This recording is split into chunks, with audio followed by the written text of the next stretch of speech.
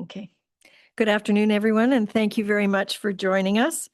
We're meeting today on the ancestral lands of the Anishinaabe peoples of the Robinson-Huron Treaties area that were signed in September 1850.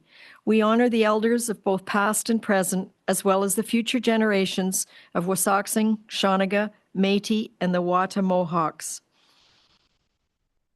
Our Memorandum of Understanding with the Wasauksing First Nation sets the stage for an ongoing partnership, some cooperation, and learning. We're committed to furthering our understanding of the generations of Indigenous peoples with whom we share the land today, and we thank them for taking care of the land until today. So I'd like to call the meeting to order with the approval of the agenda. We have 3 additions that came in your addendum at noon. We have some correspondence added for 6B. We have a letter from the Near North School Board and one more item on the closed agenda. With those changes, could I have approval of the agenda? Thank you. Is there any disclosure of pecuniary interest or general nature thereof? Councillor Fellner. Thank you. I wish to declare I may have a conflict of interest, pecuniary interest related to the following matter. Council meeting agenda item 14C, Ontario Land Tribunal Appeal. Minor variance application number A 2025-0026-M Rouse, as I have an ongoing business relationship with Mr. Rouse. Thank you. And I have a motion that the Council of the Corporation of the Township of Seguin does hereby adopt the minutes of the regular and closed session meetings of Council held on November 17th, 2025 as circulated. Moved by Councillor Finson. Could I have a second? Greg, thank you. All in favor? Thank you. The first item, item 5, is the 2026 municipal budget. The process for the budget is now complete, and there are no amendments at present. So it is deemed that it is the budget until late spring, when all of the external levies will be finalized. So thank you, everybody, and especially to staff for putting it together, and for council in working through the first year as the Strong Mayor budget. So that is now complete. I now have a motion that the Council of the Corporation of the Township of Seguin does hereby adjourn the regular meeting to hold a public meeting for the following matters: zoning bylaw amendment application number R 2025-0018-H for Liscombe, and zoning bylaw amendment application number R 2025-0017-H for Rosicki. Could I have a mover? Mario. All in favor? Thank you.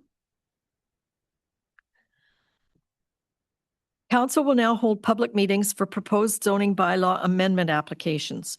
In accordance with the Planning Act, Council will consider all matters placed before it prior to passing a zoning bylaw amendment.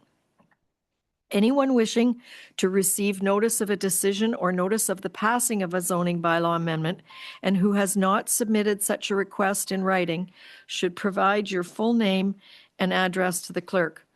No one other than the prescribed persons may appeal an application under the provisions of the Planning Act.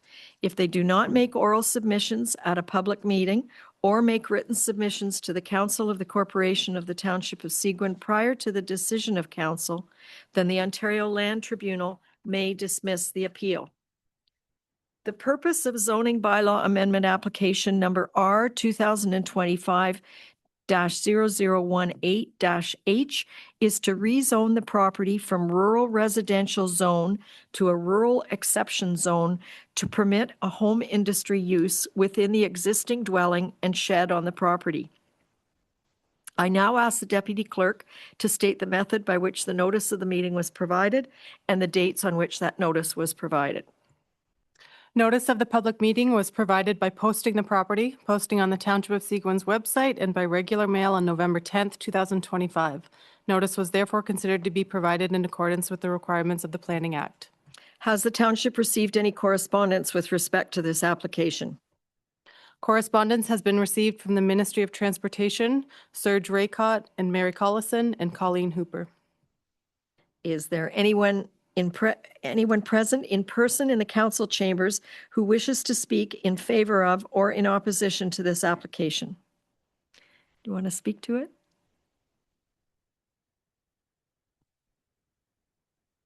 Okay. Has anybody registered electronically? No? Claire Hempel of MP Planning and Associates, agent for the applicant, has registered to speak to this application via electronic participation. Is she there? No, she's not there. But I do see Brady. Do you want to explain it a little bit for us, please? Yes, thank you, Your Worship. So the applicants have requested to rezone the property to the rural exception zone, RU 70, and that is to permit the home industry use within the dwelling and the shed. The owners have a plumbing business and a clothing business, so the dwelling will be used for office space and the shed for storage space. I'm here if there's any questions. Does council have any questions? Councillor Getty. Not a question, Madam Mayor, but this is in my ward. I've been on the property and I'm in complete support of the application. Thank you. Thank you. Okay, we move on to the next one, but then we come back to you. That's the format. Okay.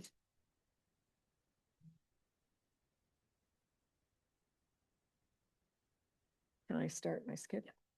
The purpose of zoning bylaw amendment application number R 2025-0017-H is to rezone the lands to a shoreline residential 1 zone to permit the development of a new dwelling with relief to front yard setback, dwelling gross floor area, and lot coverage. I now ask the clerk to state the method by which the notice of the meeting was provided and the dates on which that notice was provided.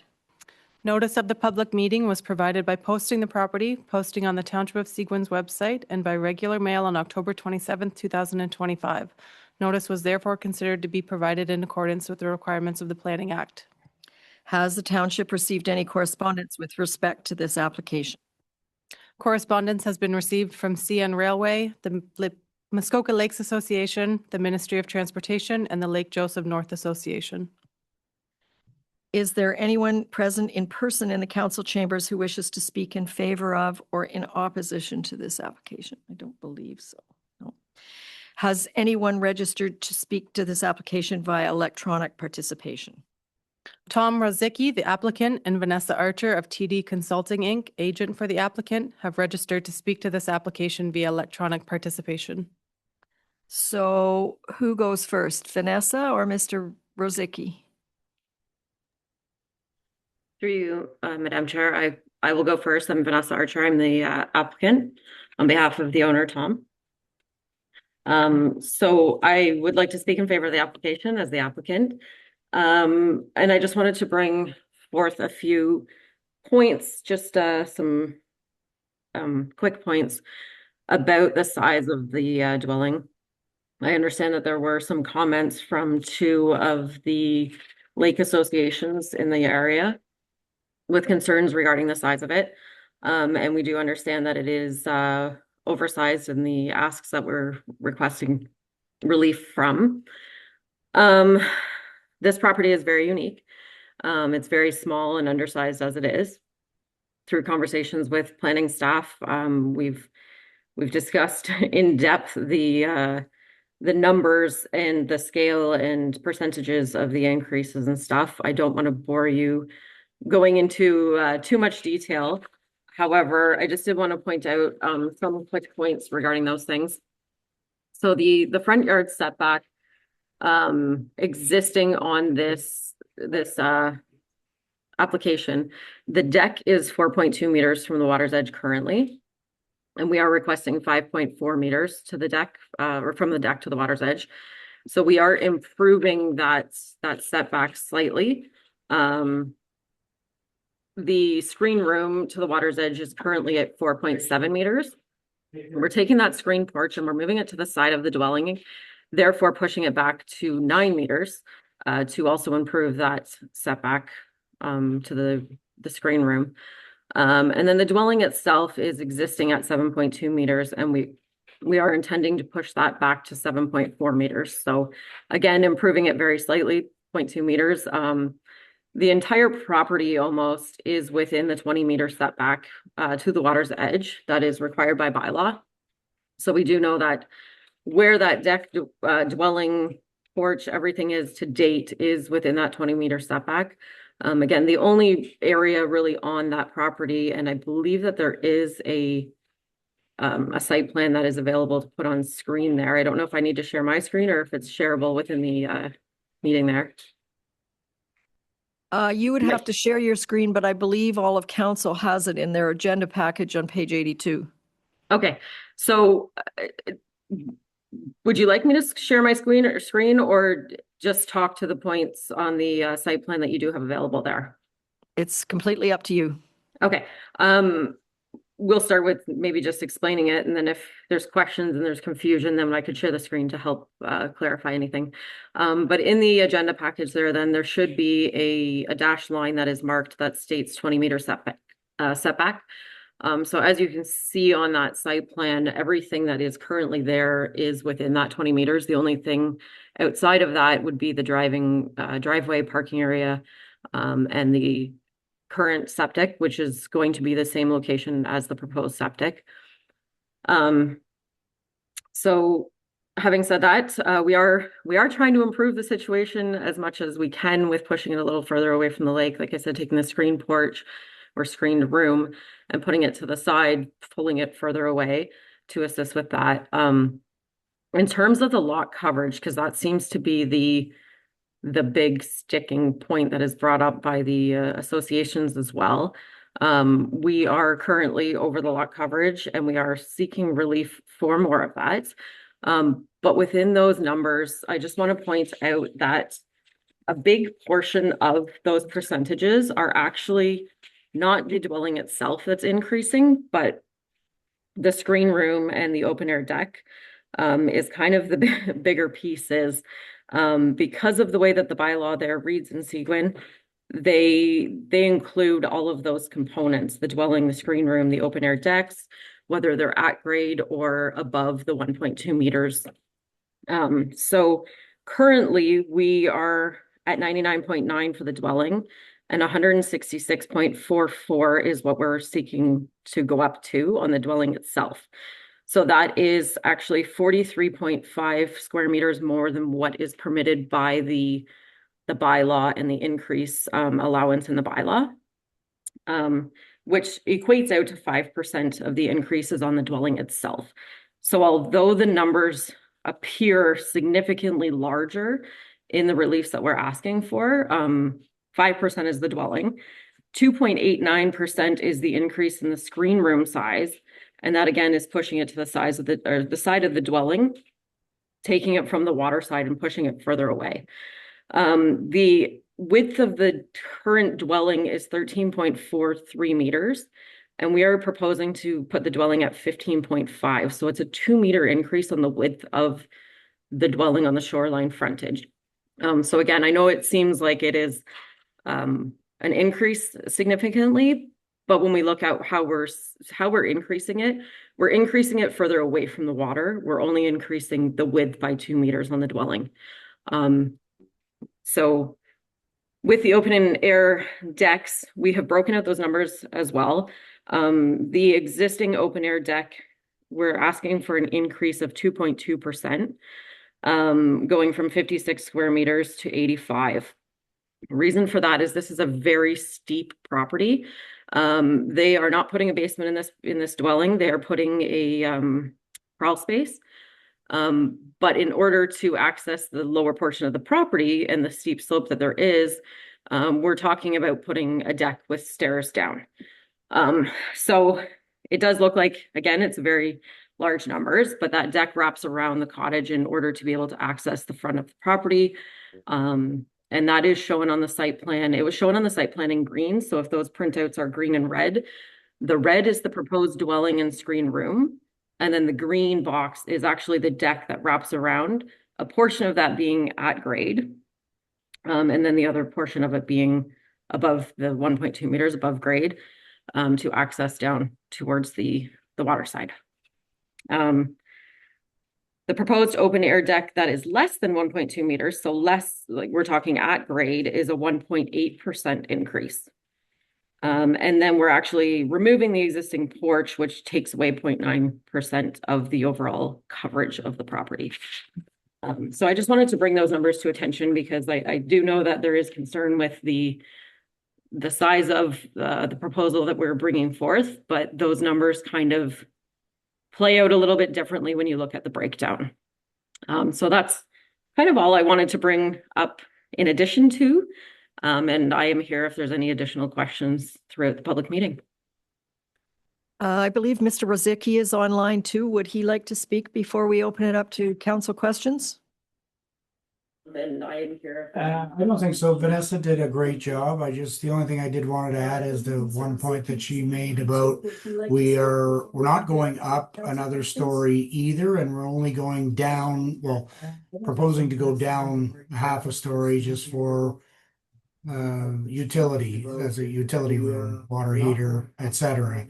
And so, we also don't want the new building to look obnoxious from the lake, and hence the reason we're just proposing one floor and just to widen it a little bit further than it is now.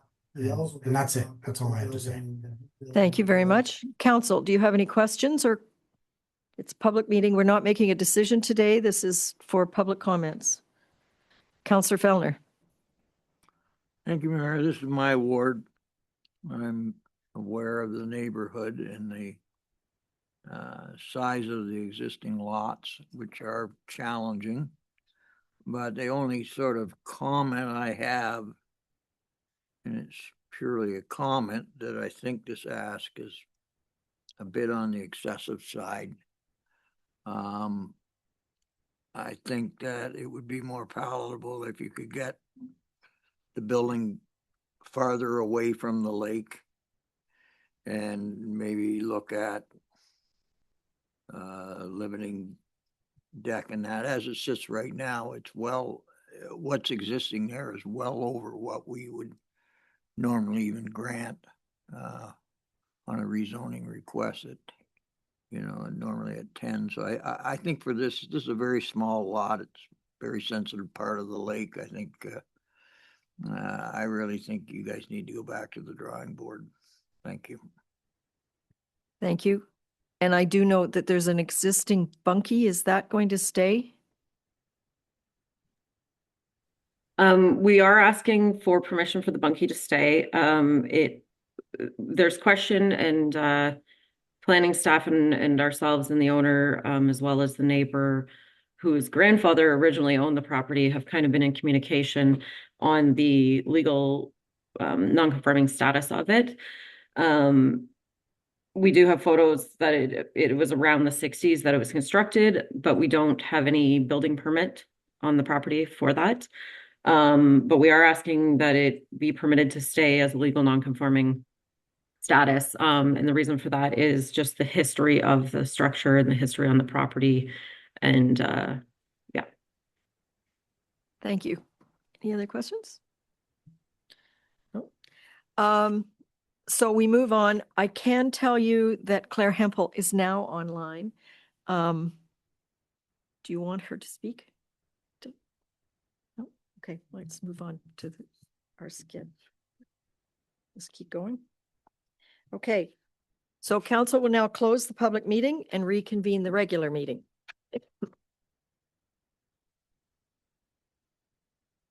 Okay.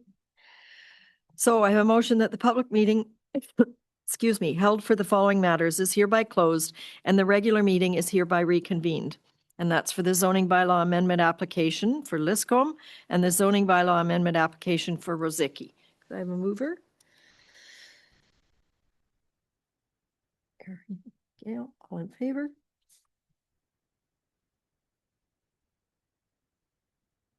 Excuse me.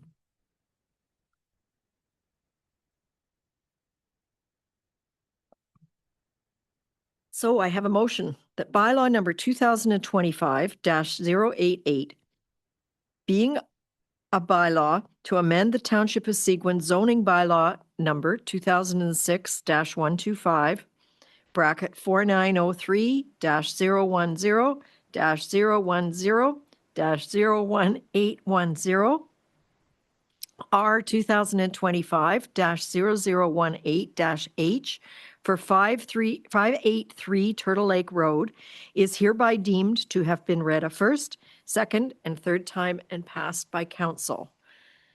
Councilor Getty and Councilor Adams, all in favor? Thank you. Good luck with your new businesses. Yes, you may. You're welcome to stay, but you don't need to.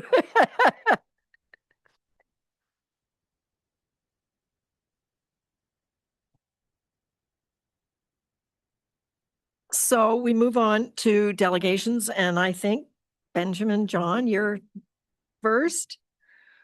Do we have slides for Ben? Oh, okay. You're ahead of us. So, welcome. And you can introduce yourself and tell us your story. That's on there. Perfect. Thank you. Yeah. Good afternoon, Mayor and members of. Okay. Good afternoon, Mayor and members of Council. I'm excited to be here once again to share with you your ICE cap update on your corporate energy and emissions progress that you have within that corporate climate action plan. My name is Benjamin John. I'm a certified energy manager by trade, as well as the climate and energy programs manager at the Biosphere. There we go. I got to point at it. Just as a bit of background to remind you, the reason why I'm here today is that back in 2023, Council had passed a resolution to adopt both the corporate and community climate action plan.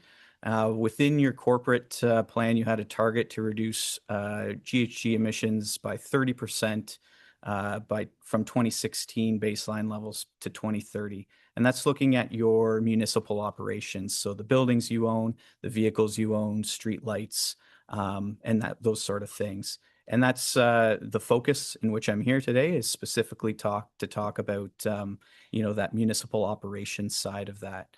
Within your council packages, you should have received two separate reports.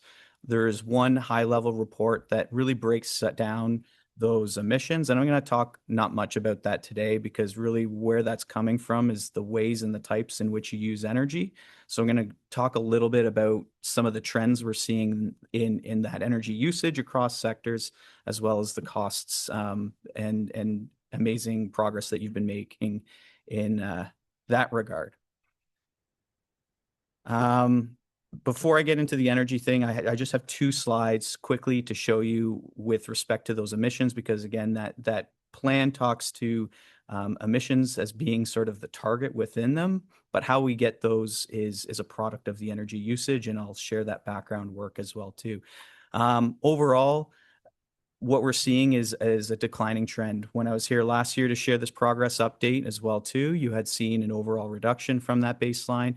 And again, you've seen this year 2024 year end, an even further reduction. And as you can see from that graph, what we're looking at is that green line. You're on track to meet that target that you've set in 2030.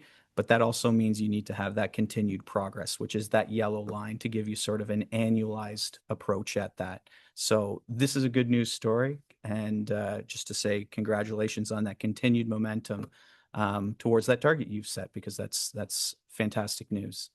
If you break this down in terms of where are those reductions coming from, at a very, very high level, you can see that it's a big chunk is coming from your fleet, as well as some within the building sector as well too. You do have a sizable percentage reduction in the streetlights component of that, but it makes up the smallest proportion of that portfolio. So overall, towards your 30% target, you're at 17.5%. So with the rest of the, I'm going to go through this quickly. We're going to see a lot of charts and tables here and how we got to this. I'm going to go through this quickly, so I please welcome lots of questions and conversation afterwards, because I feel that's the best way to sort of dive into some of these. If we're breaking down each of those sectors by the different types of energies that you're using, you can see on the screen here how, in terms of a volumetric component, that's changing over time. And like I've said, a big chunk of that is of those reductions have come from the fleet segment as a result of, say, reduced diesel and dyed diesel for a number of different reasons. As well, too, you're seeing reductions in electricity use and propane over time in your buildings side of things. What does this mean in terms of expenditures? This is one of my favorite portions of the work that I do within IceCap, as well as IceCap members such as yourselves, is looking at these expenditure trends and changes over time. So while you're seeing those reductions in energy use, you'll notice that by that bottom row there, that costs have increased over time. We can look at all of these different energy sources independently on how the rates of change on a per unit has changed. That information is within your the second report. And while it looks like that is a huge cost increase, and to some degrees that's a conversation too, what I do want to point out is that within the main report, what we did was we measured that cost increase against the consumer price index dating back to 2016, and that's actually less than the rate of inflation dating back to that time measured against the CPI. So I think that's another financial win that, costs increase on this side have grown less than the rate of inflation. And I have another financial success story to share in a few slides as well too, about the financial value of the impact in work that this work is having.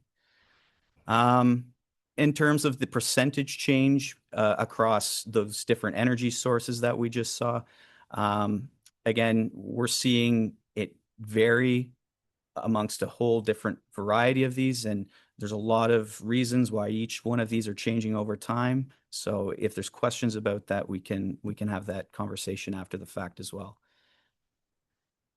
The second financial success story that I wanted to share is that the reason why those costs have grown less than that rate of inflation is because of those efforts that you're doing to improve the energy efficiency within operations and conserve energy in different ways. What that financial value means is that you've been able to avoid over $275,000 in energy costs dating back to 2016. It's different than cost savings. Cost avoidance and cost savings are different metrics. But again, this is the financial impact that those energy efficiency and energy conservation metrics or measures have had within your operations to date. So another sort of congratulations, because that's a huge win. I'll run through these really quickly. We saw that at a high level, but we've also annualized what each of these sectors look like in terms of both emissions and energy sources as well too. And within that secondary report, you can break down these graphs even further to look at it on a building to building basis, for example. We've also nominalized it against heating degree days, which is a measure of temperature changes to understand how is a building's space heating working efficiently comparative to the demand that's being required by outdoor air temperatures, for example. And you can find that within the secondary graph. So again, when we're looking at buildings and facilities, seeing reductions, say, in the electricity side of things, as well as propane being reduced in the emissions as well too. As we go through this, we can see, changes in electricity costs as well as the electricity usage. In terms of usage, you're seeing that downward trend. Electricity expenditures there's been a dip, but then it's come back up. So it's remained relatively stable, I guess, if you could say that, over that long-term trend. Natural gas costs have fluctuated pretty much in line with how usage has changed over time as well too. Again, these both electricity and natural gas are regulated in terms of their price, which is something that we would typically see in this regard. Propane use and costs as well too have relatively remained, aligned with in terms of its costs and expenditures. And again, we can see that over time we're seeing a slow decrease in the amount of propane usage as well too. In terms of the fleet, as I mentioned, I'll go back. As I mentioned earlier on, a lot of those emission reductions are coming from reduced diesel and dyed diesel usage for a number of different reasons. And when we get into sort of the overall picture of it, we can see that dating back to 2016, fleet fuel usage that is incorporating all your gasoline, diesel, dyed diesel has been decreasing. But just because of the increasing costs of these fuels as well too, you'll see in that orange line that there's sort of an inverse relationship happening between the two.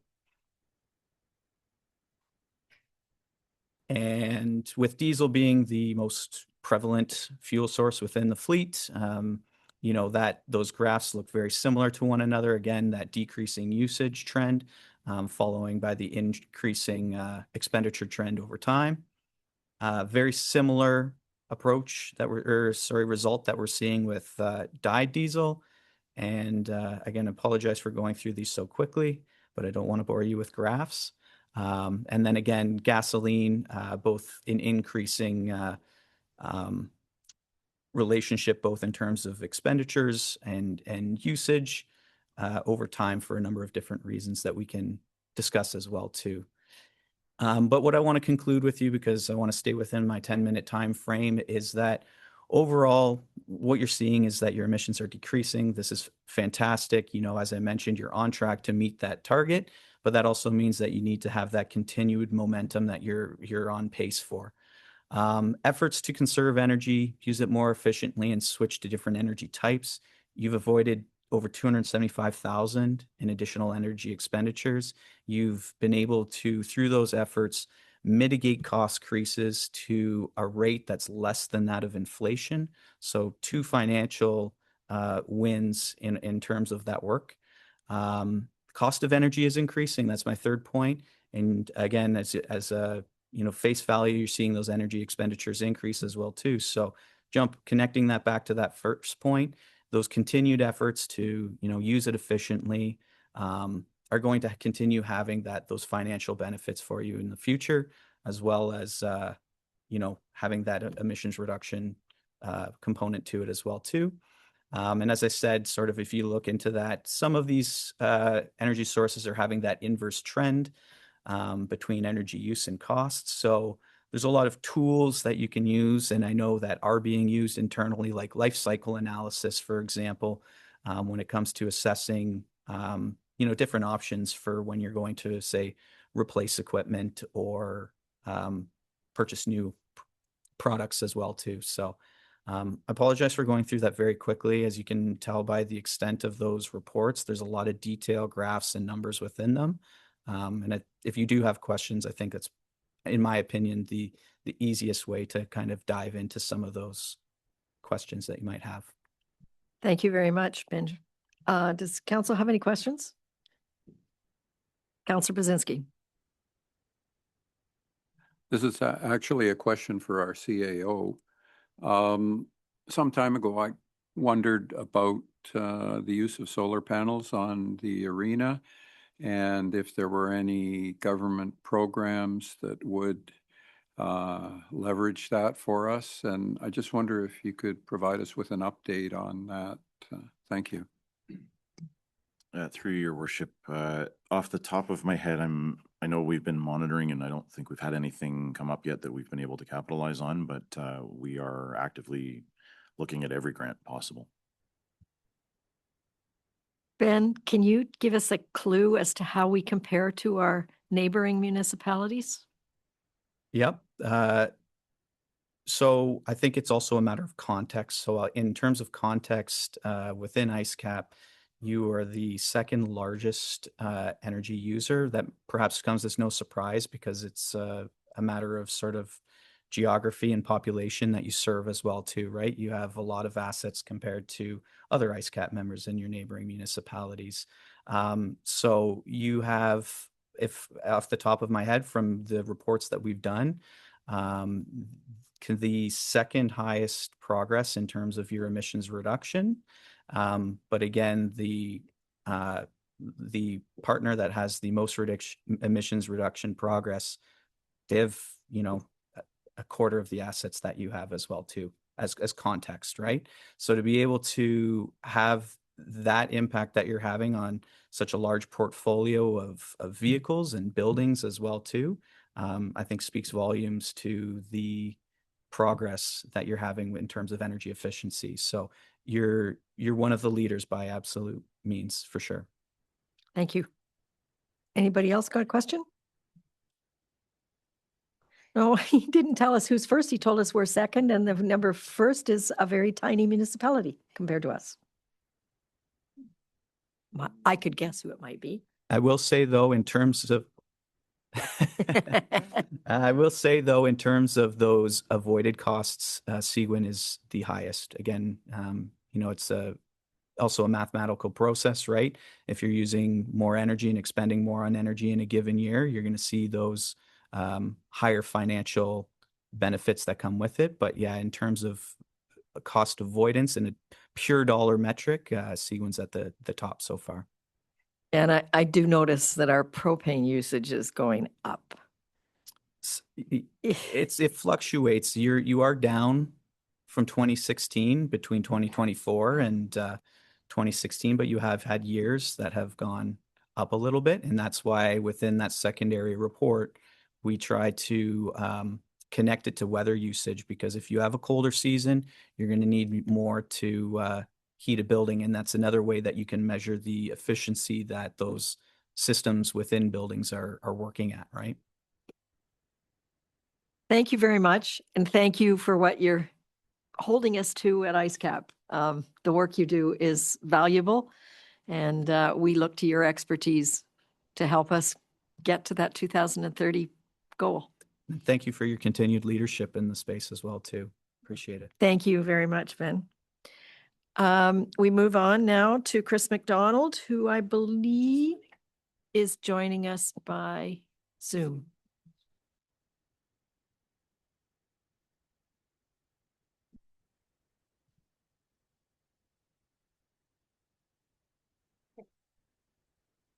Is he coming by? He's in now in the Zoom. Chris, can you hear us?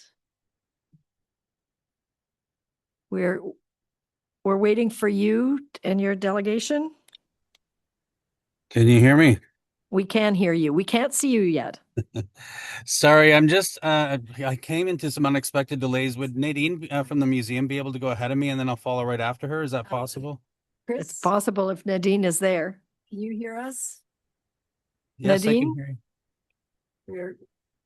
We're waiting for you and your delegate. Okay, that's me talking. Can you hear me now? Yeah, we're just calling on Nadine. Nadine, are you there? Sorry, was that to me? Yep. Yes, I'm here. Can you do your presentation for us? Yes, absolutely.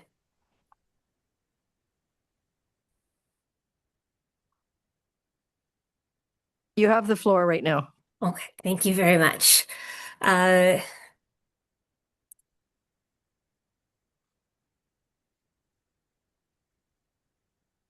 Mayor and Council, thank you for your time and consideration. I am pleased to be here today to update you on the activities of the West Parry Sound District Museum. As of October 31st, 6,915 people have visited the museum. Just under 50% of those during the month of July and August. Staff continue to grow our online presence as well as our Genealogy Club membership. Additionally, we are continually growing our collection, and this year over 500 artifacts have been added to our collection.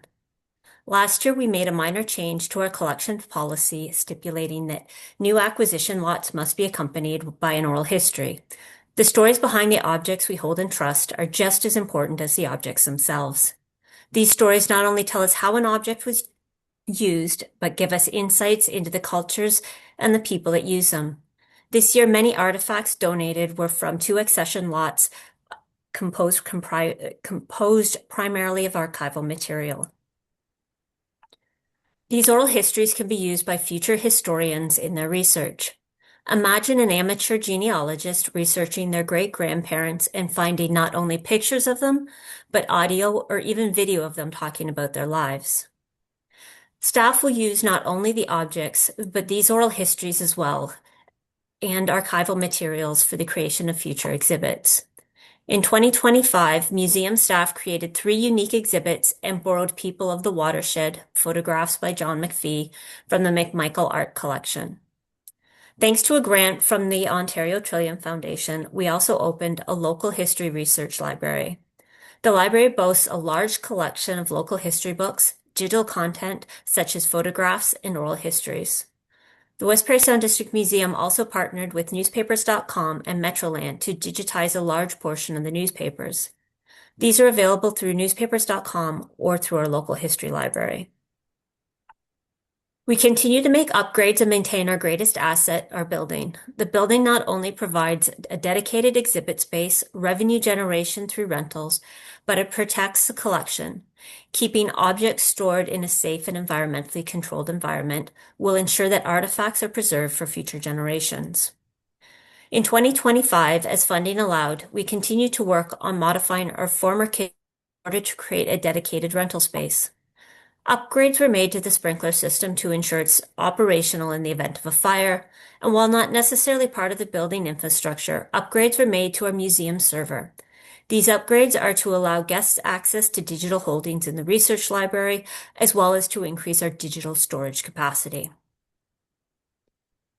As our building ages, the Board of Directors continues to save and seek out funding sources to maintain the building. Our elevator, for example, is eventually going to need a major overhaul to keep it functioning and bring it up to current code. The only repairs listed on the screen planned for 2026 is the repairs to the wet sprinkler system. Additionally, we are planning 4 new exhibitions in addition to the escape room that is opening this week. We are also undertaking a rebranding project that will allow us to better position the museum when it comes to marketing activities. Our new look will be unveiled in the spring of 2026. In conclusion, I would like to respectfully request that Seguin, the Township of Seguin, consider contributing $22,500 for the continued operation of the West Prairie Sound District Museum. Your contribution will help the museum to continue to serve your community, such as the preservation of 2 christening gowns that were received earlier this year. They are 115 years old, and the 2 gowns belong to twin brothers born just outside of Rosso. With the gowns came an oral history detailing the brothers' lives. Once again, thank you for your time. Thank you very much, Nadine. Council, do you have any questions? Thank you for the work you're doing, and I can report that in the budget that was approved earlier in this meeting, the 22.5 was allocated towards the museum. So Thank the you budget very much. actually doesn't become final until all the external levies are in, but that is what is currently in there. Thank you very much. Thank you. Good luck with your new brand and your new exhibits. Chris, is he in there? Chris, can you hear us? I am here. Okay. It looks like you're in your car. I ended up having to pick up my son, so I'm just doing this on the fly, guys. Apologize, but I appreciate you giving me some time. Does he have slides? Can you hear me good? Okay, you have the floor, Chris.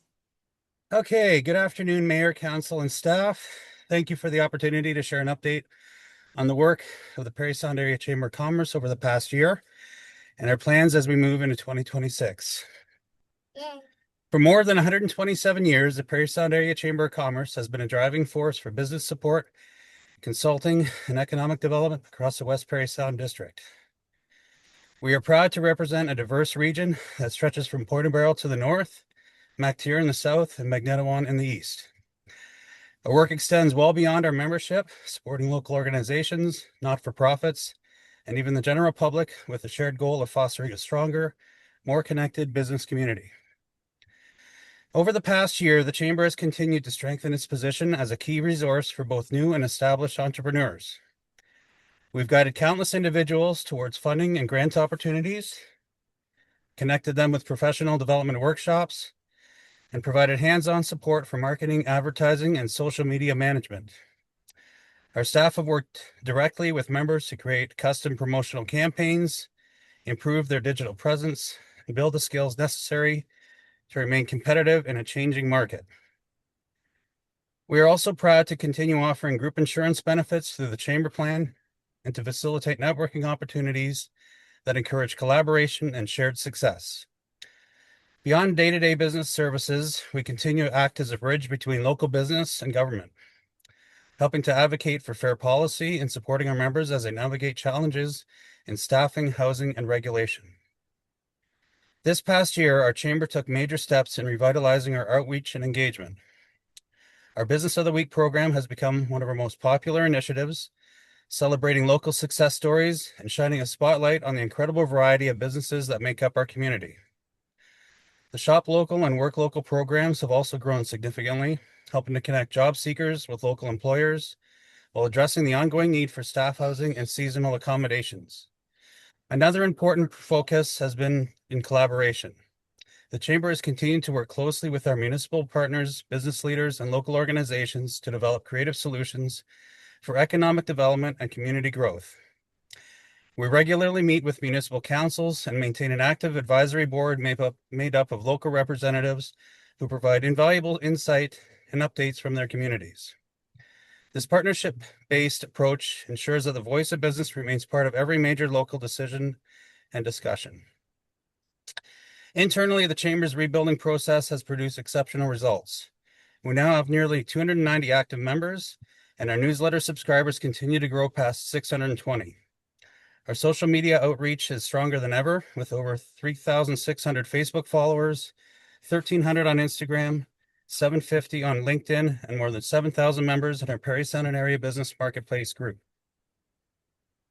These digital tools have become vital platforms for connecting, sharing opportunities, and celebrating success stories from across the region. Our monthly newsletter remains one of the most valuable resources for our members and subscribers, providing up-to-date information on grants, funding opportunities, training programs, and Chamber events. It also serves as a space to welcome new members, highlight milestones, and promote the sense of community that defines the Parry Sound area. Behind the scenes, we've made important strides towards digital modernization. We've upgraded our website, improved our communication systems, and created new marketing templates and resources that allow our members to promote themselves more effectively. These efforts are all part of a broader goal to ensure that local businesses have access to the same tools and advantages of those in larger urban areas. As a not-for-profit organization, the Chamber operates entirely on membership dues, affinity programs, municipal contributions, and a few annual fundraising events. We are guided by a working board of directors, supported by 2 in-office staff members who manage our day-to-day operations, community events, and advocacy initiatives. Together, this small but committed team have been able to achieve a level of impact that we are very proud of, and we are deeply grateful for the support of municipal partners that make this possible. Looking ahead to 2026, and as we approach our 128th year, we are excited about what lies ahead.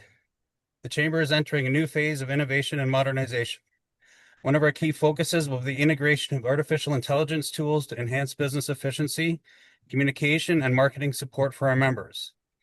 We plan to host a new AI learning series, offering workshops and demonstrations to help local businesses understand and apply emerging technologies in practical, cost-effective ways.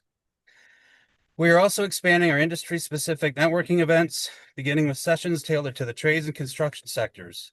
These targeted gatherings will help address unique challenges facing local trade professionals, builders, and suppliers, creating opportunities for collaboration and workforce development and partnership with these high-demanded industries. At the same time, we recognize that our local business community continues to face external economic pressures.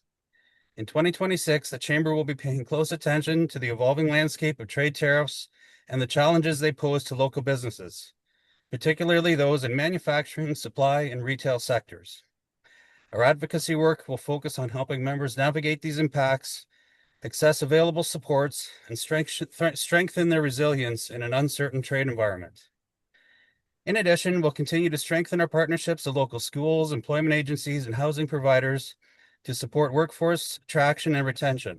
We'll also be introducing more in-person learning sessions, roundtables, and collaborative business forums designed to connect local entrepreneurs, foster innovation, and promote regional economic growth. To continue this important work, we are requesting a financial contribution of $6,320 for the upcoming year. This support will allow us to maintain our current level of service, continue our advocacy efforts, and build on progress we've made in strengthening our local economy. The contribution aligns with the funding formula we've developed to ensure equitable support across the municipalities we serve.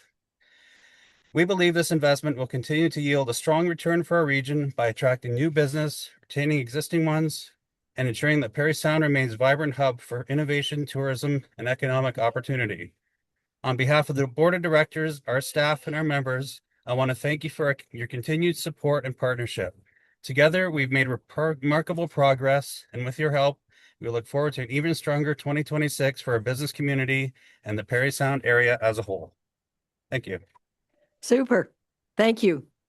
And we appreciate you doing it on the fly. Does council have any questions for Chris? I can tell you that Chris Ivanov, one of our active members in the business committee at Seguin, has agreed to step in and be our representative on the chamber going forward, at least until the next election. So I think he's the general manager of the Rosso Marina. Excellent. Yes, we look forward to having him. So, and we'll take your request seriously for the budget. And thank you very much for all you do. I have seen a significant uptake in enthusiasm and interest in the chamber. So I think you and your staff need to be applauded for that. Thank you very much. And thank you for seeing me today. Thank you very much, Chris. Drive safely wherever you're going. Thanks a lot. Take care. Thanks. I have a motion that the Council of the Corporation of the Township of Seguin does hereby receive the staff reports as presented on the agenda for the December 1st meeting of council. I need a mover. Ken and Mario. All in favor?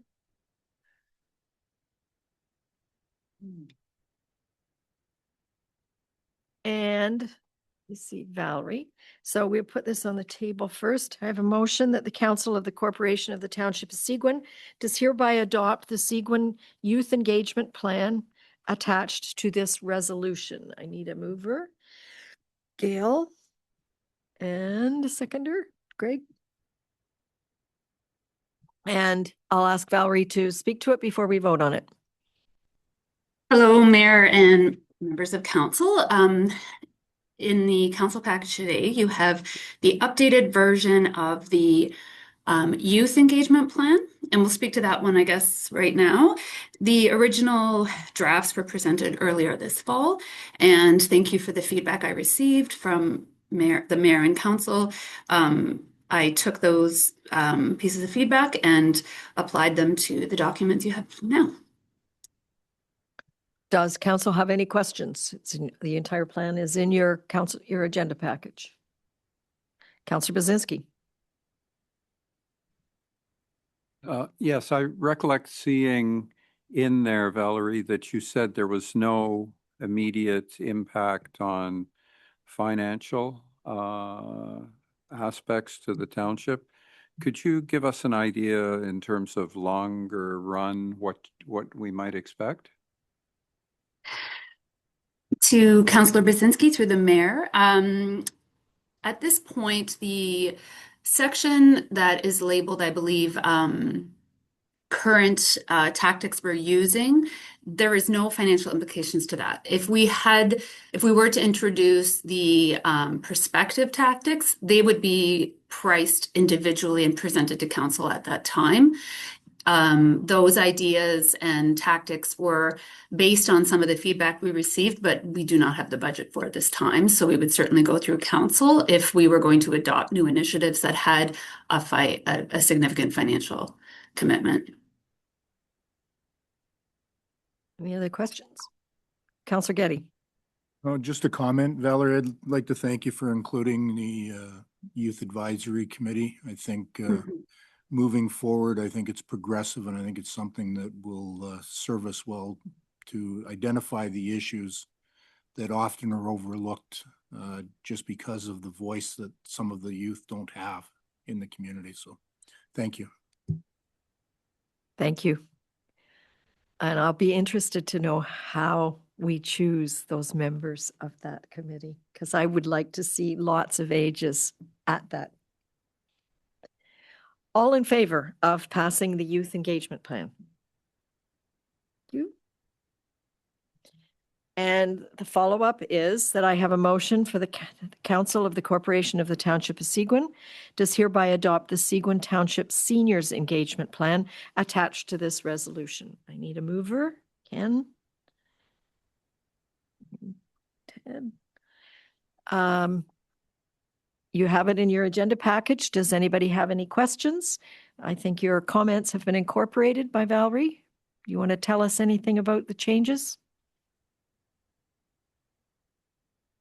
Well, for the seniors engagement plan, we did receive a little bit of trepidation from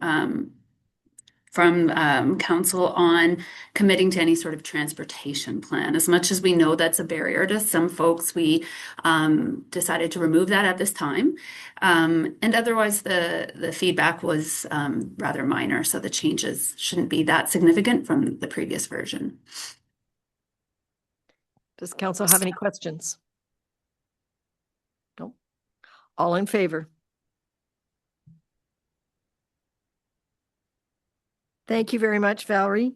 I'll look forward to seeing lots of implementation. Yep. Yeah.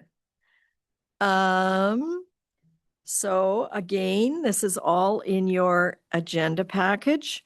We have a motion that the Council of the Corporation of the Township of Seguin does hereby adopt the 2026 to 2031 multi-year accessibility plan for the Township of Seguin. I need a mover, Gail, and a seconder, Ken. Dominique, tell us a little bit about it. Thank you, and good afternoon, Mayor and Council. This report seeks Council's approval of the 2026 to 2031 multi-year accessibility plan. We have documents like this not only to meet the Ontario's accessibility goals and standards, but also to keep us focused on removing barriers in service, facilities, hiring, and online content. So if approved, we'll post the plan on the website and we'll share annual public updates, which we will get input from, and continue filing our required provincial requirements that are compliance reports every 2 years. The next one due is actually this month, so I'll be doing that shortly, and then we'll be okay for the next 2 years. And happy to answer any questions if there are any. Council, do you have any questions? Nope. All in favor?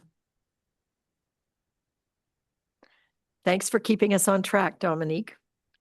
And I believe that you are still on the hot seat, as we have a motion that the Council of the Corporation of the Township of Seguin does hereby adopt the Seguin Township Ice Allocation Policy, which is attached to this resolution. Could I have a mover, please? Gail? And Greg, you can second it. And Dominique, do you want to take us through this a little bit? It's very comprehensive. Sure. So this is Seguin's first formal ice allocation policy. We're doing this because we've seen a significant increase in ice requests, and it makes it more and more difficult to process all the requests in a timely and fair manner without a supporting policy in place that can back us. So this policy provides staff with a clear framework, prioritizing youth and Seguin Township programming, But it also respects existing sort of grandfathered status. So user groups that have been using times for multiple years, that does come into consideration. So we hope this will streamline the ice rental process and make it easier for both the renter and for staff. Thank you. Does council have any questions? Councillor Bazinski. Not directly on this, Dominique, but could you give us an idea percentage-wise how much of the booking for the summer ice is accounted for? Are you looking for the spring and summer? I don't actually have the numbers on me because, to be honest, they change daily, and Kara is not here to give me the numbers.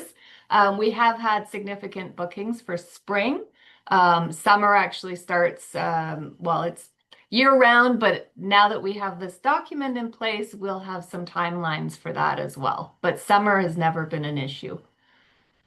Yeah, no, it's I remember council had committed to year-round ice, I guess. Yes. Based Yes. upon it paying for itself. And so I was just wondering, in terms of our progress of where we're at, to have year-round ice spoken for. I can Just to give you that remind you, information. yeah, it's Oh, only sorry. spring that we added. Summer's always been sold right. out. Yeah, the spring, correct. But I just wondered if we had any progress on that, if you could tell us, maybe at the next council meeting, if Sure. those, that'd be great. Thank you. Yes, there has been multiple bookings, but I just don't have the figures in front of me, but I could certainly get that to you for the next meeting. Councillor Collins. Yes, thank you, Mayor. I just want, as we've already voted on this, that this is a pilot project.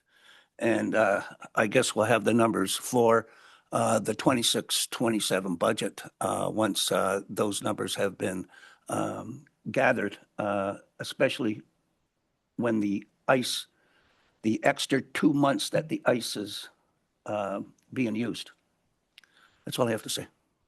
Thank you. Yep, it'll be evaluated as we get into planning for 2027 budget.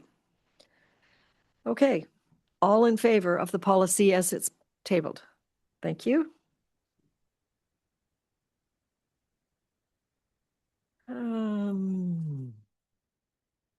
Yeah. Just a sec here.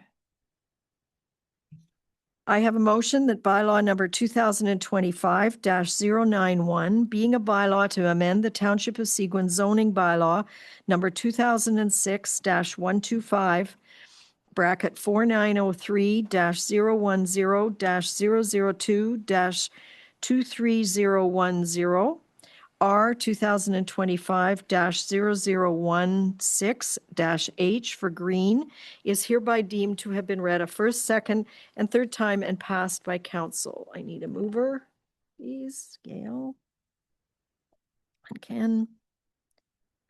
And I believe Lauren, do you want to take us through this application, please? Yes.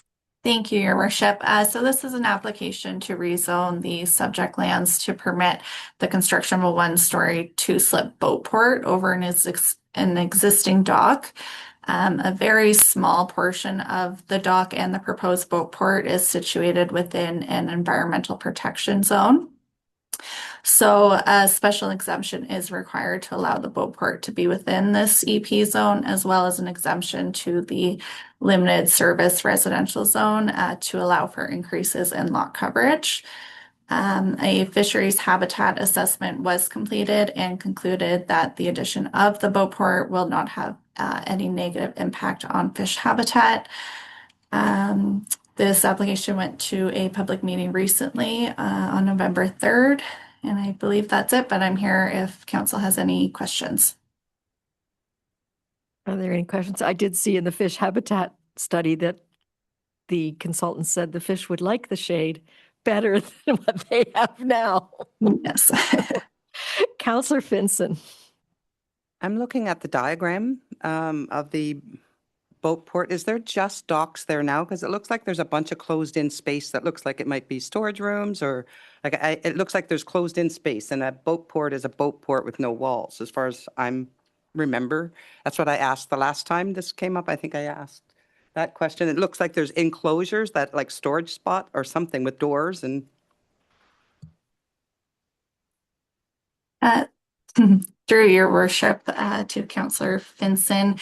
So there is nothing enclosed. There is a door to the back, but it is an open design boat port.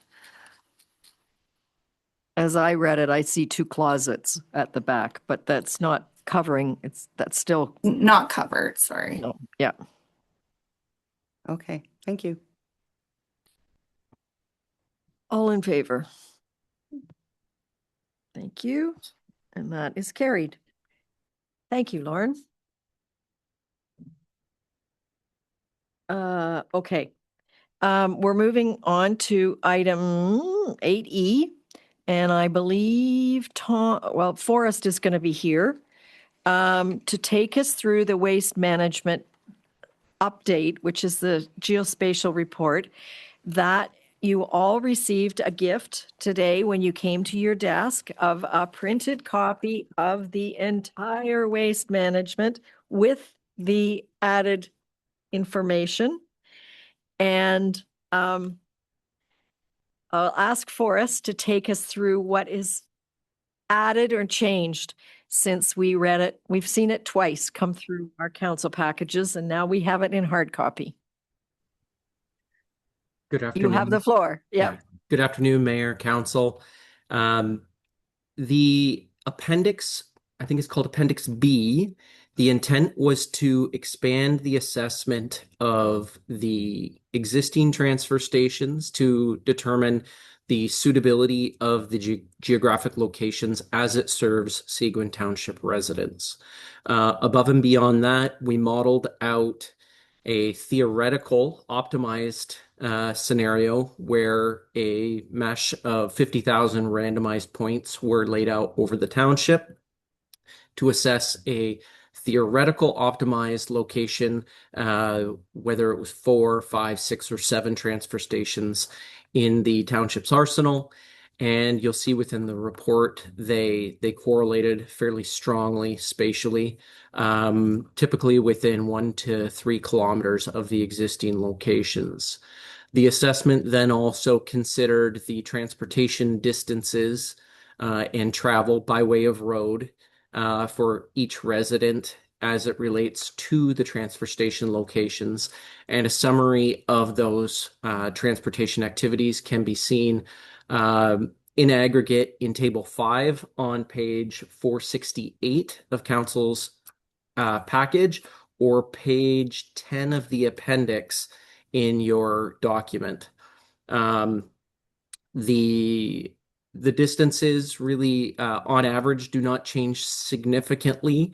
And on the high side, between, say, scenario 0, which is the current state, and a scenario 4, which is the most extreme change, it's less than a 2-kilometer increase on average per resident. You work your way through scenario 3, scenario 2, and it becomes closer to that base case scenario. And on page 11 of that appendix, you'll see the average distance traveled taken from the table, put into the graph with that aggregate travel distance also summarized on the final page, the conclusion page, page 12. And what that suggests is if that's the total travel distance, if every resident went to the transfer stations once. So you can see that from scenarios 0 through 4, including an optimal 4, the travel distance does increase, but not to a tremendous distance. The assessment was done in part because we wanted to understand how well the existing transfer station infrastructure serves Seguin residents, and what any changes that council might consider in the new year what sort of impact that would have on the residents. Without having an assessment like this, I don't think it would be fair to have that next level of discussion. And that's more or less the gist of Appendix B. And I'm happy to answer any questions specifically about the geospatial analysis. Councillor Getty. Thank you, Mayor. Forrest, just had one question. I think I might know the answer, but it's just better that I get it explained to me. So in scenario 3, which has 5 sites, and scenario 4, which has 4 sites, if we have 5 sites, which really maintains Turtle Lake, there's a recommendation to move those 2 locations of Humphrey and Turtle Lake, shift them to the west. And yet when we go to optimal 4 sites, Humphrey stays in the same location. So I'm just wondering, how did the data drive that difference in the 2 different scenarios? Through your worship, that's a good question. And in large part, the response is in the table with the heading Scenario 3 versus Optimal 5 sites. And the second paragraph says that while good correlation exists between those points, the feasibility of shifting the sites becomes very difficult. And that's in part due to the various changes that would be required under ECA. Which is kind of one of the reasons why it was rather beneficial that the sites correlated so well, pretty well across most of the scenarios. And I think I've referred to the right ones. Scenario 2, it was the second paragraph. Either way, when we're talking about these minor shifts, and I think I previously said between 1 and 3 kilometers, we have to ask ourselves, is it economically feasible to shift them? Is it technically feasible to shift them, given the amount of work that goes into, say, creating a new transfer site through environment compliance? And in general terms, you would want to avoid that because of those significant efforts and cost. I think where this could become a relevant discussion point would be if there were some future development, say, just outside of Rosso, where a new site might be appropriate, where that catchment could be better served based on some, say, changes in population trends. But the benefit that we have now is we have these models ready. A fair bit of effort went into developing them, and future scenarios can be run through these tools to see how those subsequent changes impact the actual usage and transit of Seguin residents to these various sites. Go ahead. Sorry, thank you. Not to be like Columbo with one more question, but thank you. You know what? I actually found it very interesting. It laid it out very well for me. I look forward to the discussions in the new year of the proposals and the implementation strategy to move forward with this. But I had two questions. One, there's a lot of talk in the rising costs of tipping fees that we know is going to happen on a fixed date up in McDougall. I don't know if this is the appropriate time to ask the question of where are we at looking for alternatives to the McDougall landfill site for waste disposal. And I think it's probably in the new year, but it would be something that I think would be important to hear. And then the other question or comment is that we have had discussion. A lot of the problems that we have, I'll call it illegal dumping, whether it's non-residents or commercial. And I think that as we move forward in the new year with suggestions being brought forward, I think that it's important to look at either marrying it up or considering it. We've had discussions in regards to an administrative penalty system, because if we're looking to stop the problem, and a lot of this is being driven by the problems that we have, that I think it's important that as this progresses, that process for the administrative penalty system, I would like to see it involved, whether it needs to be married to this project or to another project or run independently. But I think it is important because the illegal dumping is still going to be an issue, whether it's outside a gate or whether it's at the side of the road. It's something that we're going to have to continue to look at. So thank you. Our CAO is going to weigh in here. Thank you, Worship. I don't mean to jump on when Forrest was looking like he was ramping up to speak, but there's a couple things with respect to alternative locations and the negotiations that are set to come forward in the new year, and that's a discussion that we'll have in the new year with council. And oddly enough, the discussion about administrative monetary penalty systems just was back on our table here in the last few weeks as something that we'll be recommending to council as a key priority for 2026. So both of those items will be brought before council in the new year. Whether it's January or February, I'm not sure just yet, but they're certainly high on our radar to come to you. Thank you. Are you saying I'm ahead of my time then? Like usual, Councillor Getty, yes, you are. Councillor Bazinski. I've got a couple of questions. Number one, Forrest, does the report doesn't recommend getting rid of 1, 2, or 3 sites, does it? Through your worship, this report and the previous report lay the stage for council to make a decision. Coming in the new year, and you'll see there will be a staff recommendation at some point, but in the new year, there will be a education session which you will be discussing later in this meeting to go over in detail what each of those scenarios mean from a business perspective and outcomes perspective, whether it's financial or waste driven or impact to residents. Okay, well, so you're sounding a little like a consultant. You're not giving me the answer, but that's fine. Hopefully we'll get something in the new year. However, I'd just like to discuss a little bit, because we're talking about a waste system here. We're not talking about transfer stations. We're talking about the whole ball of wax, because it's very important that we know. Now, there was the energy from waste possibility. There's compaction or non-compaction, all those things.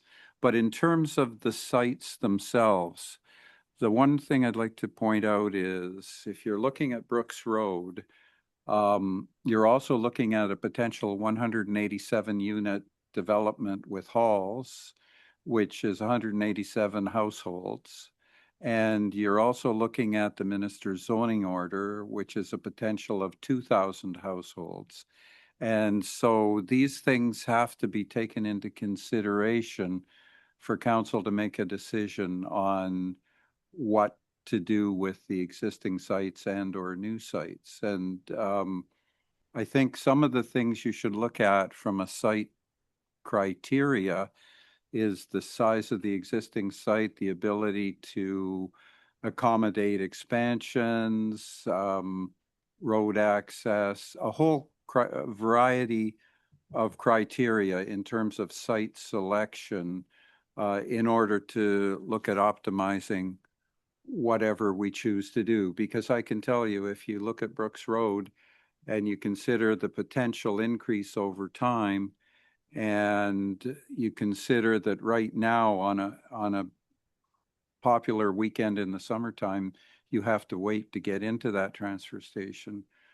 There's issues with crowding and so on. So I would say site selection, developing appropriate site selection criteria is very important for these. And,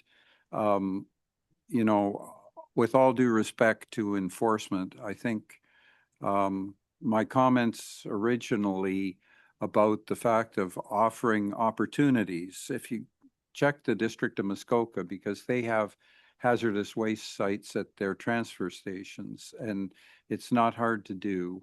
And also the possibility of offering contractors for a fee bins to dump in, because otherwise things will get dumped in the bush regardless of enforcement and so on. That's just my experience from the history in Seguin Township, well, in the old Foley Township.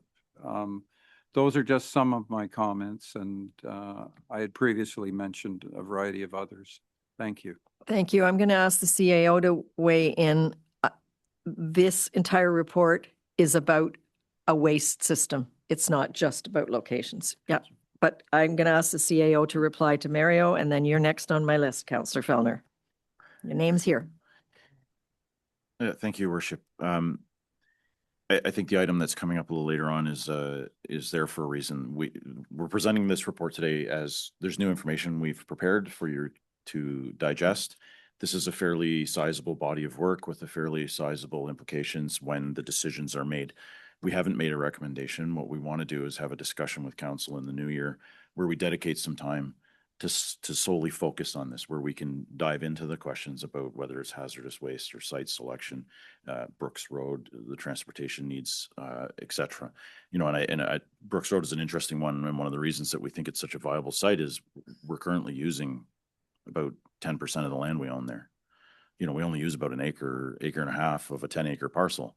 So there's a lot of information that we're going to have to dive really deeply into when we do get into the weeds on this one, so that we can understand, how council's feeling about certain opportunities, certain options with respect to implementation in the future. And then ultimately we will hopefully make some decisions on what it is we want to do and how we want to move forward. So again, today's report is really just, here's some additional information that we've undertaken just to cross a few more T's and dot a few more I's and make sure that we have all the facts that we think we need to be able to facilitate a very meaningful dialogue with council in the new year, subject to the mayor actually calling for a special meeting of council. Councillor Fellner, your turn. Thank you, Mayor. Forrest, first of all, I just wanted to comment, this is a very interesting report, and the data is very interesting, but I must speak to some concerns of people that live in Ward 4. And we may not be the biggest ward in Seguin, but you know, we feel that we are important. And I think the flaw that I see here is that you've made the assumption in your data that everybody's going to go to the transfer station and return home. So your times are the time is calculated on that, where in reality, especially in my ward where, you know, 80% of my constituents are seasonal. You know, they're out on their island, they're down on you know, in the summer they're hanging into the last possible moment to get the good sun. You know, they hit the airport transfer station on a 400 and they're on their way home, right? So I think you got to kind of go back to the data and look a little bit. We're not your typical municipality where everybody lives here full time, so they don't necessarily go back to the, you know, go back. So whether, you know, I think, you know, if you just looking at your map, so if I figure, well, now I got to drive all the way to Humphrey and drop my garbage off and then go, you know, out to the 400, how much more time did that take and how much time did I lose? So I think we got to look at that because I think it's important. And that's my only comment, other than I think the rest of it is extremely well done. Thank you. One more comment from Councillor Bazinski. Yes, just to respond to the CAO, I think that we need a communications plan on this item, maybe just something to put on the website or communicate with lake associations, because I'm getting an awful lot of concerned individuals because they don't know. They think a decision has already been made. So I think it would be advisable if the township could put something out detailing the process we're going to be going through, because I agree with you. council needs to have a meeting, a special meeting and an in-depth study on this. And I think we need to make it clear that there are no decisions made, but that if the public wants to make input, that they certainly can and should. That's my comment. Thank you. I think that's easily done. That this entire report, except for the appendix, which got given to us today, has been open for public consultation since before the public consultation meeting. We can remind people that their comments are welcome at letsconnect.ca, and they can look at the appendix now. But I'm going to jump to 9. I'm not kicking you out yet, quite yet, Forrest. But item 9A is at my request that we hold a special meeting of council on January 15th at 9 a.m. in the morning, 9 to 12. The only topic will be the waste management strategy. The goal of that meeting is to make a decision on how to proceed, how to finance, whatever. I have asked Tom and Forrest to also at that meeting give us, or maybe perhaps at the meeting earlier that week, an update on how the West project stands. That's the people that turn railway ties into sugar cubes, so that it is a complete package. It's my goal that we come to a decision at that meeting of how to proceed. Being an election year, I believe this is an opportunity for us to make a life-changing and a financial changing decision for the township. We know we have to change what we do now. And so I'd like to get it done early in the new year. It doesn't mean everything will happen then. You got to buy things, you got to do surveys, you got to do all kinds of things. But our staff, Forrest, Tom, Preston, they don't know which way to go until Seguin or till the council tells them. So I'd like you to set aside that date, January 15th, for an all-morning meeting to discuss the waste management strategy and hopefully come to a recommendation that staff can execute. So, Councillor Bazinski. At the township? Yeah. Meeting of council in council chambers. In council chambers. Special meeting of council in council chambers. Thank you, and it'll be open to the public. It's open for observation for the public, but there will be no delegations other than our own staff. Your worship, I'll just maybe ask the deputy clerk or the clerk to confirm, but we would broadcast it like we would this, so public could be participating online or viewing the dialogue at a later time through the YouTube channel. I believe that would be the case for this meeting. Correct. Yep. We would do a notice for a special meeting of council on January 15th, and the meeting would be live streamed just like a regular council meeting. Okay. I didn't mean to dismiss you, Forrest, but thank you for all you've done to the report. I just wanted to get the special meeting on the table. So thank you for everything you've done. In a very simplistic way, the addendum was, pretend we have no transfer stations at all. Where would be the best place for them if we didn't have any infrastructure? Maybe downtown Orville. Anyways, that was the simplistic way that was sold to me, was what if we didn't have anything? What would we really want? And how many would we really need? So I think you need to get into this report and come prepared to have understood it. If you've got questions between now and then, by all means, call the authors of the study and ask them how they got to where they got. So thank you. So we skipped along to 9. So we're 9B now, the District of Muskoka Integrated Watership Management. It's for information only. It's very comprehensive. Mario, you're our representative. Do you want to talk to it at all? I can just say a few things. I mean, to be honest, integrated watershed resource management has been around for many, many years. The Watershed Council has taken it on now, and the question is, in my mind, where are we going to go with this? Because in order to do something, you really need to have some legislative ability. In the township, we have by legislation the ability to regulate land use and so on.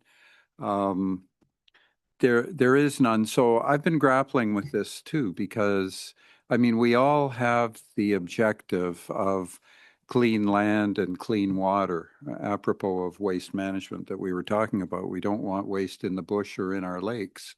But I'm not 100% sure where we're going to go with this. It certainly, education is a big function of this integrated watershed management, but I'm grappling with just where do we go, because we're not going to conflict with the municipal government model. That's pretty well ensconced. So I think,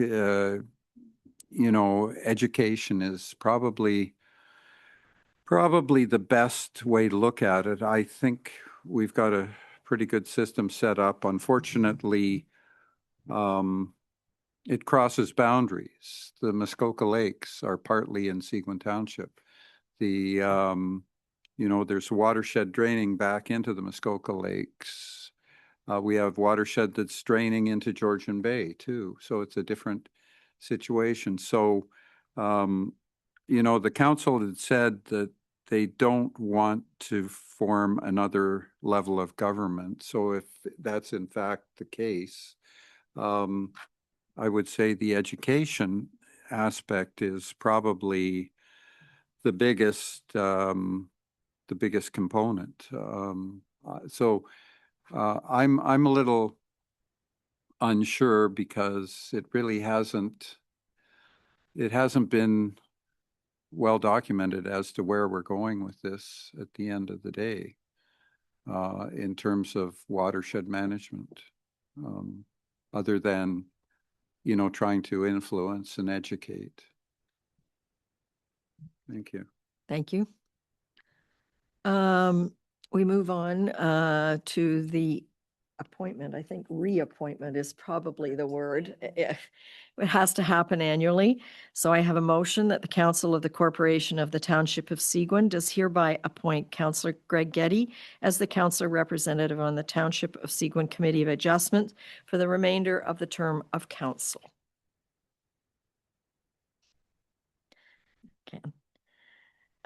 Councillor Getty, do you accept this nomination?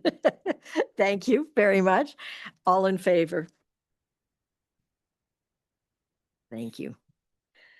And I have a motion that the Council of the Corporation of the Township of Seguin does hereby accept the resignation of Suzanne Powell from the Township of Seguin Business Committee and thank Ms. Powell for her service on the committee.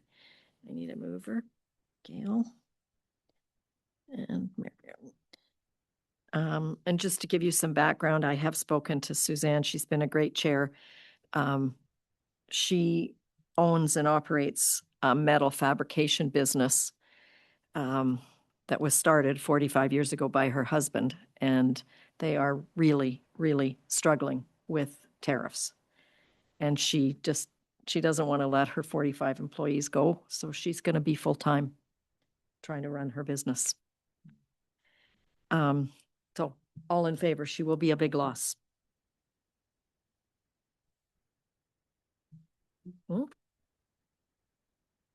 It's still operating in Mississauga. And we have an addendum, which is a very interesting letter from the Near North about the Near North District School Board from Minister Calandra. Finally. What? Your Worship, I just wanted to, before council decides to have a discussion about this, a couple of meetings ago, I was asked to see if I could make some phone calls and gather any new information, and my efforts have been somewhat unsuccessful. However, there continues to be significant movement daily with respect to the school board issues, and today's notice sent to parents identifies that the Near North District School Board is being placed under supervision by the Ministry of Education. So when I received that as a parent, I shared it with you as well. So Yes, and shortly after that, we got a note from the clerk, or you, perhaps deputy clerk, saying that the open Perry Sound meeting on the 4th is now canceled. It's on again, off again, on again, off again, so that there is no meeting at 7 o'clock on the 4th anymore because the school board has been taken over. So, and we move on to 10, which I believe is Michelle, for the tax levy. We have a motion that bylaw number 2025-093, being a bylaw to provide for a 2026 interim tax levy to provide for the payment of taxes and to provide for penalty and interest of 1.25% per month, is hereby deemed to have been read a first, second, and third time and passed by council. Gail? And another one, Ken? All in favor? I don't know that we need an explanation. That's carried. So you'll recall that this is what lets us start collecting taxes in January, and then once we have the external levies, they play with the second amounts. So we go to council reports. Ken, how about you start?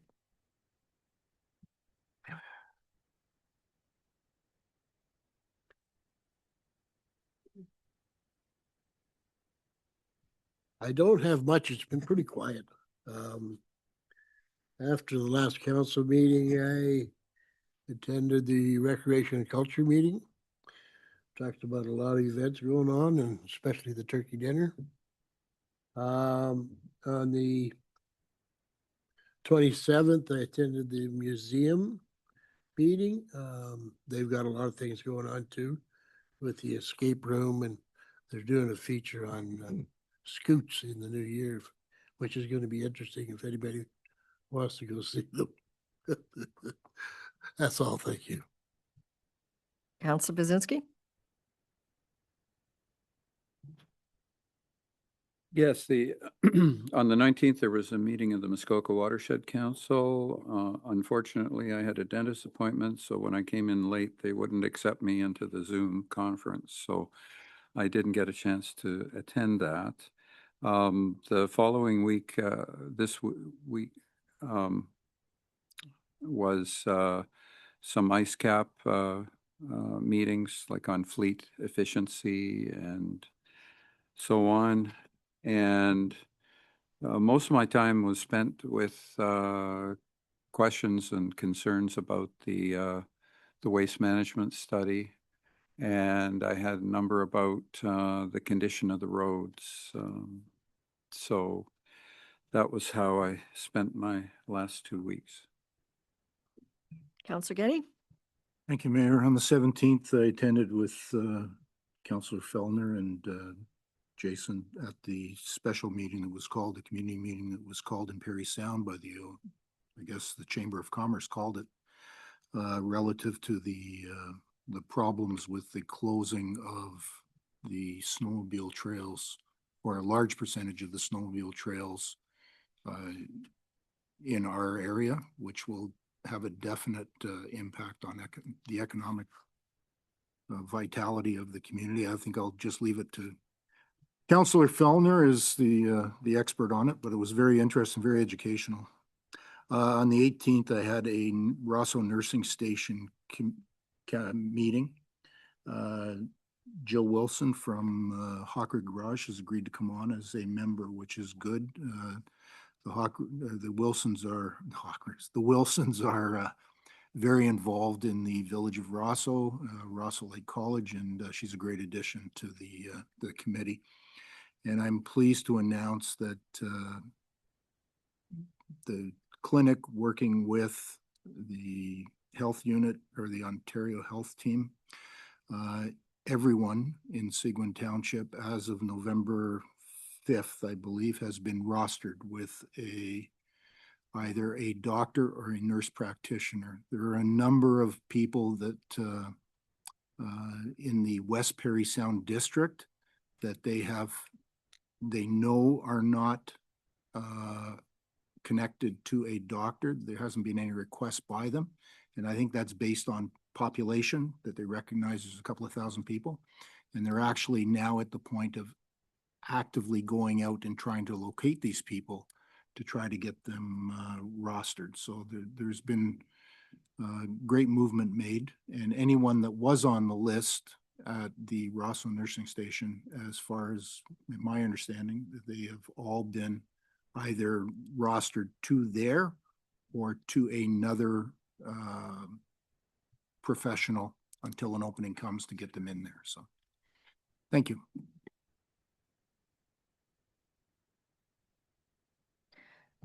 Councillor Fellner. Thank you, Mayor. As Councillor Getty mentioned, we attended this special meeting that was held in town by the chamber to gauge, I guess, the public reaction to not only the town of Perry Sound being inaccessible this year by snowmobile, but the bypass trail around Perry Sound to be closed as well due to some structural deficiencies in one of the bridges. So, I mean, there was probably, I don't know how many people there was, the room was full, it was packed. So we've, Chris McDonald did a great job hosting the meeting, I thought, and there was a lot of good takeaways. It's apparent that the municipalities do have a bit of a role to play here to try to help, fix some of the problems for the clubs. The clubs are all run by volunteers, but I mean, it will wield a severe economic blow to the area if we don't correct it. So we've been working with the clubs to identify the structural deficiencies on the bypass trail to find some new routes into town. I know the town of Perry Sound's been working with them to get them to the fitness trail from both the south and north end. So we should have that, I think, resolved this year, I hope. So anyhow, we're working on it. So the meeting was timely. It was really timely. So I had another meeting in the budget committee of the Tamarack North Center with our operator, the YMCA. We had some progress there, just setting out. Now's the time where we have to gear up to get ready to open up. We're going to be open in 6 months, so we need staff and all kinds of things. So when we open the doors, it's ready to go. So that's exciting. We had a meeting of the board meeting of the Tamarack North Center, and things are moving along. The pool has been partially delivered, and I think the schedule indicates that the bulk of it will be on site by the end of this month, I believe, is what was stated. So it's really starting to go. So, and it's very exciting. So then I had a meeting of the rec committee, and I can report that for the first time, the third annual turkey dinner is sold out. Both sittings. Well, I think the second sitting's got 10 seats left. But we'll have to save one seat for Jason, I guess, in the hall. But no, so that's I think Kara told me this afternoon that we're gonna need to prepare about for everybody 435 meals. So we picked the turkeys up Wednesday, and Thursday and Friday in Orville doing all the prep and cooking and stuff, and then Janet comes in on with Patrick on Saturday, and and everybody that volunteered, and we make it happen. So it's very exciting. So, and thank you to everybody that's been involved. It just can't be done without, the amount of people that get involved in this thing is just, it's overwhelming really to me. So that's about it. I don't think I've had too many complaints, so my phone's been quiet, but anyhow, that's all I have to report. Counselor Collins. Yes, thank you, Mayor. And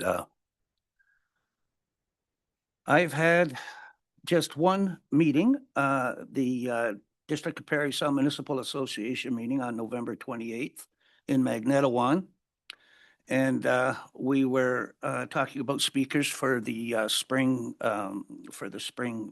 meeting in Kearney. And some of the topic discussions were bridges and culverts.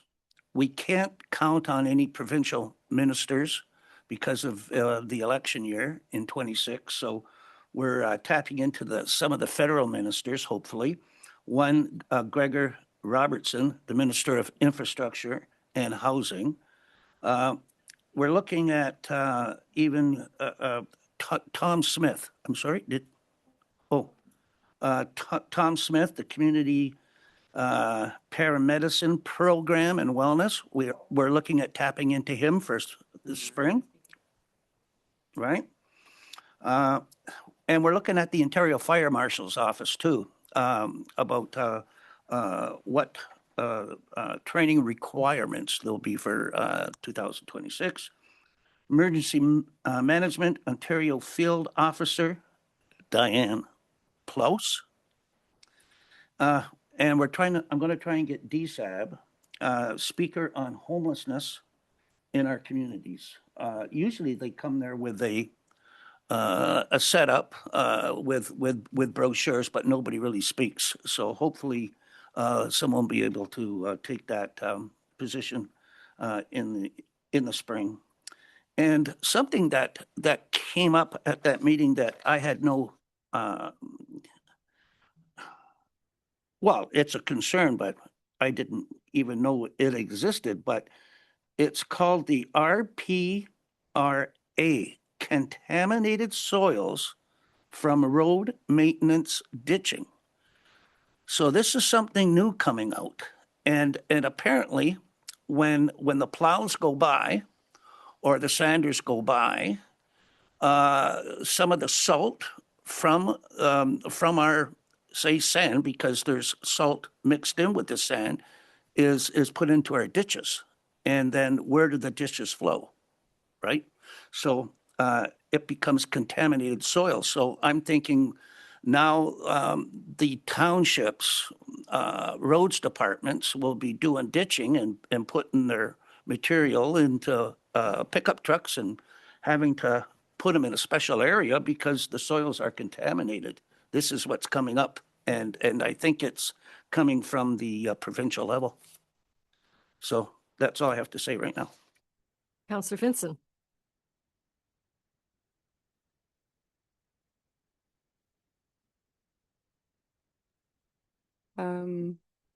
I can't remember the date, but the November Lunch and Learn, they had the biosphere we did in Rosso. I'm part of setting that up. Anyway, the biosphere people came and the seniors loved it. They loved everything about them. The girl was wonderful. It was her very first presentation. It was fabulous. They had so many questions for her. They loved seeing the turtle shells and the snakes, and they weren't real, but they were. Anyway, it was fantastic. I was a little worried because sometimes they can get cranky if they're not. But anyway, they loved it, and it was really successful. We're planning this week to do our December one, which is going to have Sean Cotton again. So they really loved the singing. They really loved it. So anyway, I had a volunteer meeting on November 18th for turkey dinner with Janet Borneman at the Tim Hortons. We got together and just went over what we have to get ready. Wednesday and 19th, I attended a recreation committee meeting and discussed the past events and the upcoming events, which are all going very well. Thursday, I did a lot of work on the turkey dinner, trying to remember. I had a lot of papers to amalgamate, coordinating the volunteers, still working on it. November the 24th had a special meeting in person for Belvedere Heights. On the 26th, we had an in-person and a lunch meeting with the Life Lease people at Belvedere Heights with all the renovations. There's been, you know, some interesting things going on, like elevators being used by construction and stuff. And I happened to run into somebody that Jason knows well over there. She pulled me aside. Anyway, so it was a fabulous lunch, and they were very vocal, and they had a lot to say to us. So it was very interesting to be there with them. And there's a poet. There's a gentleman who's 94, I think, and he's a poet and he writes poetry. So I got to hear some pretty nice poetry about Georgian Bay and where he sits and watches. It was very lovely. Anyway, I'm still working on the turkey dinner, and I sent a spreadsheet out to a couple of people today just to get their feedback to make sure I didn't miss anybody, because I'm having a hard time keeping everybody's emails straight. And Councillor Adams is still working on a few volunteers for delivery. So once I get that information, I'll add them to my list. Speaking, when you were speaking about the nurses station, I had the most wonderful discussion with Ellen from Ontario Health Teams.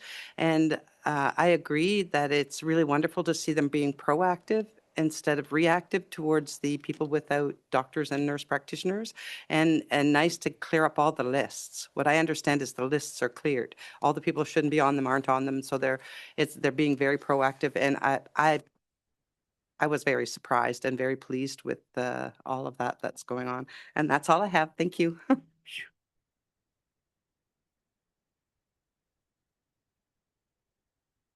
At the Rosso Caring Community Lunch, Georgian Bay Biosphere won some fans and maybe some donors. They were good. It was a good lunch, and you know, it's basically sold out every time there is a luncheon. And that's put on by what's social services out of Belvedere, really, but it's always sold out. And I encourage any of you to attend if you want, but you have to RSVP in advance. On the 19th, I helped Sean receive over 180 smoke detectors from Enbridge over at the fire hall that will be given to people that need them in the community. Actually, they're combination smoke and carbon monoxide detectors, and they're giving them out to various municipalities.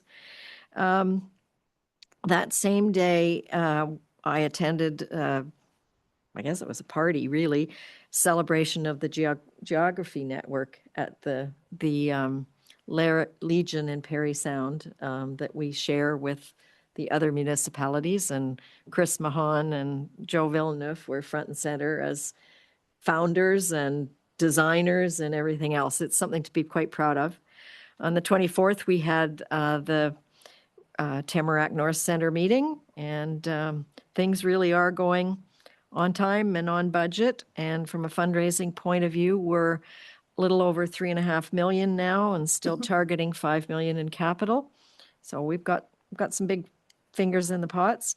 The 27th, I attended the 9/11 committee meeting. We have 2 meetings a year, and at this one, we did our 2026 budget.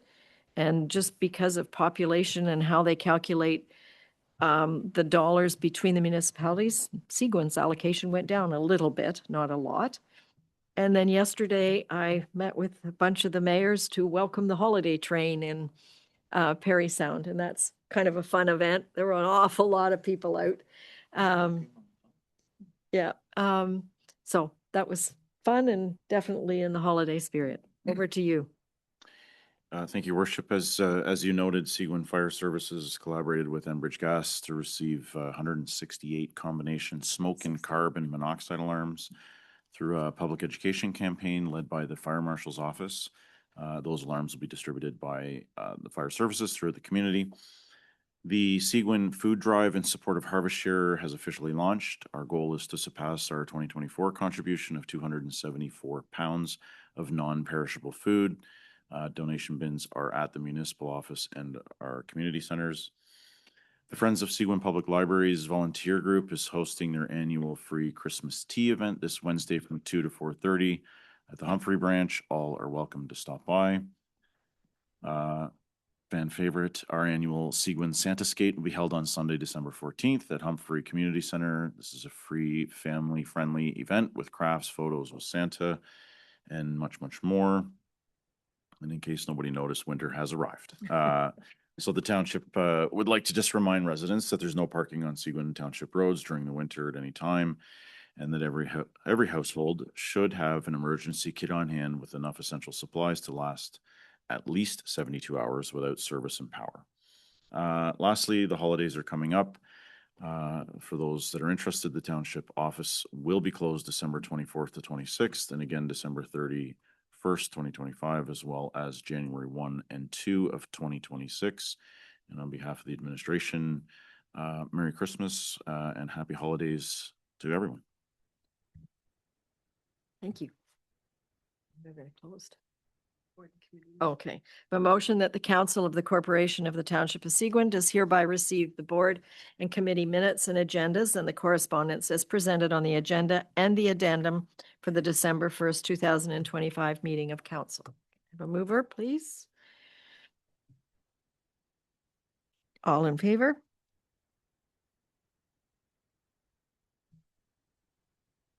And I have a motion that the Council of the Corporation of the Township of Seguin does hereby proceed to a closed meeting at 4:25 p.m.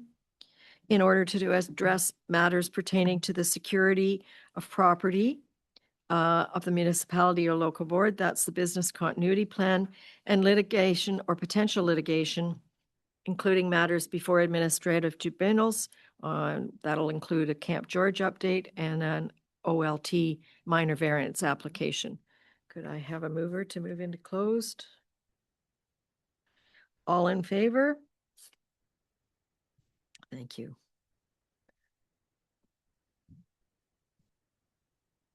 Do you want to take a break? You're going to go and speak. So we have a motion that the Council of the Corporation of the Township of Seguin does hereby rise from the closed session and declare the regular meeting reconvened at 5:27 p.m. Gail? Ken? All in favor? Put this guy down. And I have a motion that bylaw number 2025-092, being a bylaw to confirm the proceedings of the meetings of council, is hereby deemed to have been read at first, second, and third time and passed by council. Muriel, Ken, all in favor? And one more. I have a motion that the Council of Corporation of the Township of Seguin does hereby adjourn this meeting at 5:28 p.m. to meet again on Monday, January 12th, 2026, or at the call of the mayor. I need a mover. Gail? We'll put Greg Getty down here. All in favor, carried. Thank you. Have a happy and safe holiday, and don't forget about the meeting on the 15th as well as the 12th of January. And don't forget about the dinner on the 14th with Wasauksing. That's in January.